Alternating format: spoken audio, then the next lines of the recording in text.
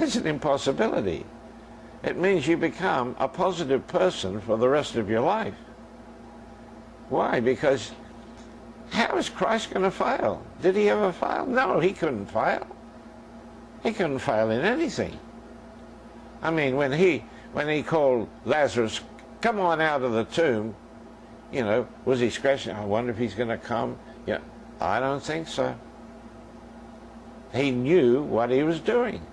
Lazarus, come on out, and just waited, and there's the guy who walks out of the tomb. You see? So this is very important that you understand about that subconscious mind, because that is what rules us. And that's what happens too when you know, even in our marriage. I believe this is one of the issues. You come to the place, I can't put up with this anymore. This is it. I mean, you know, if I could do something, I would, but no, it's it. And you program yourself for divorce. I believe this is how it works. I'm not saying it's wicked or wrong. I'm just trying to help you to understand, you know, how this thing works. Because it works the same for every one of us. Whereas if Christ is in you and you have a problem, Christ has got an answer. He's the answer to every problem that you could possibly have. So when that Christ is in fact the center of our consciousness, that is, the focus of my thinking is into that Christ, he can do anything. He can do anything. Lord, we've got this problem. What do we do? He said, I'll take care of it. If there's something for you to do, I'll tell you. Otherwise, I'll do it myself. And I've seen God do so many things in my life. Many, many things. And you see, with a family, I mean, we had 5 children. We had 17 grandchildren. We've got now 9 great-grandchildren and a whole bunch more that's coming. And it is so helpful for me to know these things to help my grandchildren. I was able to help my own children, but now I can help my grandchildren. And more than my own children, my own grandchildren too, because in India I was with a young couple, young married couple with their first baby. And this baby is about 8, 9 months old. Just starting to walk and so on. And I'm just watching this little one. I'm watching the parents, you know. And I love the parents. They're 2 lovely kids, and I know them very well. They love the Lord. But I was watching, and I see this little guy wanted something, you know. And so the father gives him his cell phone. I'm looking at this. What does the kid do? He chews the end of the cell phone and then throws it on the floor. And I said to the father, well, that's great, you know. You got another one you can give him? I said, listen. I said, you're supposed to be training this child. This child comes into this world like a blank piece of paper. I said, you're going to write on that piece of paper. And according to what you put into this child, that's what he's going to be. And I said, if you want this kid to grow up to be a vagabond or some crazy kid out there, I said, well, you're going the right way about it. I said, he's got to learn, first of all, what is a toy, what is not a toy. I said, you've confused him already. He thinks that a cell phone is something that he can suck and throw on the floor and do what he wants with. I said, he's got to learn. When I took my children out, if I took them to a house, they would sit in that chair and they would not touch a thing in that house. But I have kids come into my home, and I want to tell you, I want to scream. They go grab everything, drop something, you know. What's wrong with parents today? So what I'm saying to you is that when we become conscious of that Christ within us, he gives us an authority and gives us the answers to all of these things. And, you know, we don't go around, you know, judging people or whatever, but it gives us a divine ability. That's what I'm trying to find.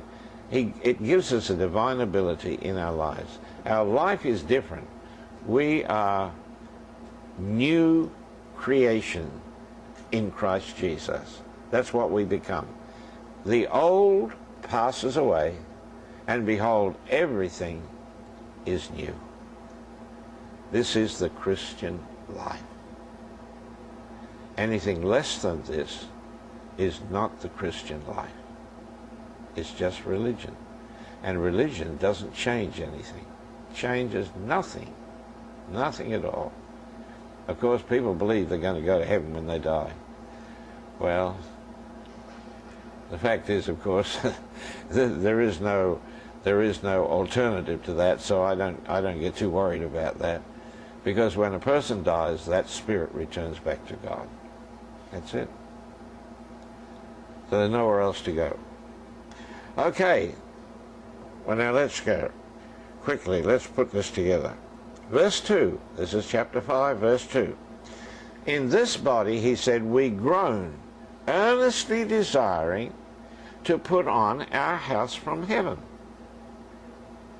See, he said, in this body we groan, while we're waiting for this new body, this heavenly body, to take possession of it. We groan. I said, Paul, tell me about it. I've done my share of groaning. See? Do we really groan? Do we really groan? I mean, you know, it's like saying, God, I'm sick of this. Do we really do that? No. Oh, no, I'm getting old, you know, you might have to expect to get a bit of arthritis. You have to expect, you know, you're going to not be able to walk too steady, and you're going to have to hang on to both rails as you go down the steps. And, you know, when you get old, all of these things. I don't think so. We're not going to get old. I mean, that is simply your outer man wearing out. That's all that is. But you see, I'm telling you that you have an inner man, and that inner man has the ability to swallow up the dust of your being and transform that outer man into spirit. Because that's what the man was that walked out of the tomb. He was not a spirit, soul, and body. The man that walked out of the tomb was pure spirit. That's all. Body included. That was the heavenly body. He could walk through the walls, he could do anything. You see? So we have the same. That process, I believe, has started in me and will continue until the inner man has completely swallowed up the outer man. And then I'll stop groaning. So he says, earnestly desiring to be clothed upon with our house which is from heaven. I've had enough, Lord. I don't want this. I don't want to live in this old body anymore. I want this inner man to swallow up this outer man, because he can do it. I know he can do it, and this is what I'm looking for. I'm not going to wait for some so-called resurrection out there that might be another 1,000 or 2,000 or 10,000 years away. I don't know. I don't even think there's going to be one out there. You know why? At the grave of Lazarus, listen to this, at the grave of Lazarus, Martha said to Jesus, because Jesus said to her first, Lazarus will rise again. She said, I know that. I know that there will be a great resurrection, and that God will raise all the bodies, the bones in the cemetery, and give it a new body and take us to heaven. She said, I know that. What did Jesus say to her? He turned to her and said, Martha, I am the resurrection